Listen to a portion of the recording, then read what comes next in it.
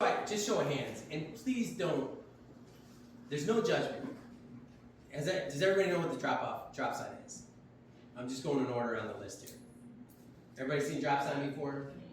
Okay, because we're going to practice it all, but if you haven't seen it, let me know, because then instead of showing you 6 things, I'll show you 3 things.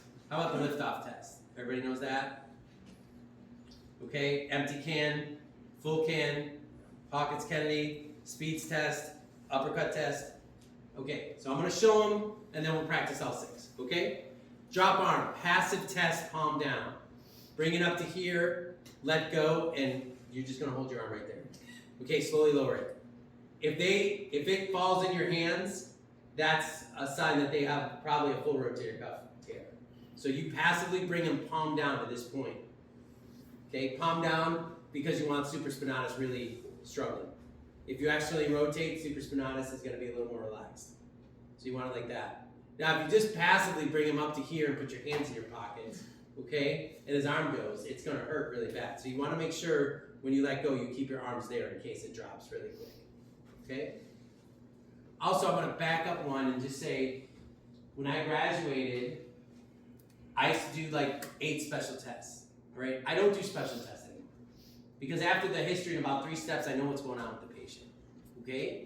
So just remember, the special tests are there when the water's muddy and you don't know what's going on, you need to confirm that's what your special tests are there for. Also, special tests were created by physicians for the most part. They're taking a history and doing special tests. You're doing a whole active range of motion exam. If the patient can't do this, you know, they probably either got really bad impingement or a rotator cuff tear. Right? If you do muscle testing and it's weak, you don't have to do the drop arm test. You already know external rotation is weak. It hurts, they're probably torn. Okay? So just remember, we're doing a lot more things before we get to special tests. Special tests were designed for screening for physicians that take a 3-minute, 5-minute history and then, okay. All right, lift-off test. You're gonna have the patient turn around. This is an active test. So the first one was passive. You're gonna passively bring it off and then let them hold it. Hold that. If they can't do this, this is specific for subscat. The other one was more posterior rotator cuff, which is supra-infra teres. Okay, empty can. Okay, empty can's an active test. So full can, just bring her up to here at scaption. Yep, that's okay. If they can do that, then you add the resistance. Okay, usually that's strong and painful, which means you got a tendonitis, impingement.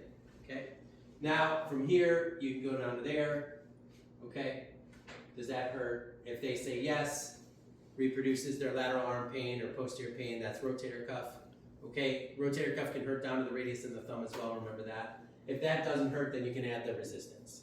Okay, if the active stuff hurts, so I do it in order of full can to empty can. If the active stuff hurts, don't add resistance. Okay, I say it like that because I was the idiot that would, oh, well, that hurts. Well, this really hurts. Okay, definitely got the impingement. Okay, Hawkins Kennedy's a passive test. You're going to take the patient, okay, arm like this in a horizontal abducted position, that's a resting position. You're going to bring the arm across, and they should have pain here. If that doesn't hurt, then you'll add the internal rotation at the end. And when you do that, you really drive the humeral head up in the subacromial space. There's false positives with this, with the AC joint.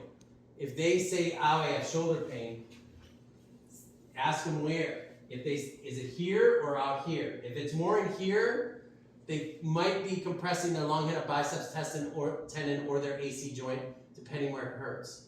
So just know that that can happen. They should have lateral arm pain or posterior arm pain. That's rotator cuff. Okay?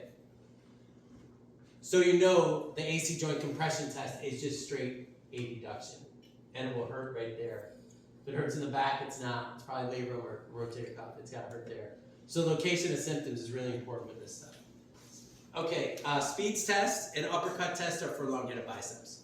Hand out in front of you. I'm going to resist here. Uppercut test, I want you to do this motion, and I'm going to resist. Okay, anything with either of those. Uppercut's more involved than speeds. Okay. Again, speeds. If PTs were running the orthopedic exam, speeds wouldn't be a special test because this is literally the manual muscle test for shoulder flexion.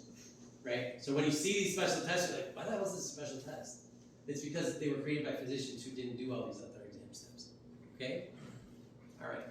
Again, we do special tests at the end, so I can't remember the last time I did a speech test because I called it a manual muscle test reflection.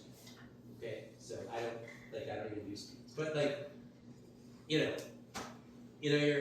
always at like the dinner party and someone's like, oh, my shoulder hurts. And you're like, okay, let me just do like 3 little tests.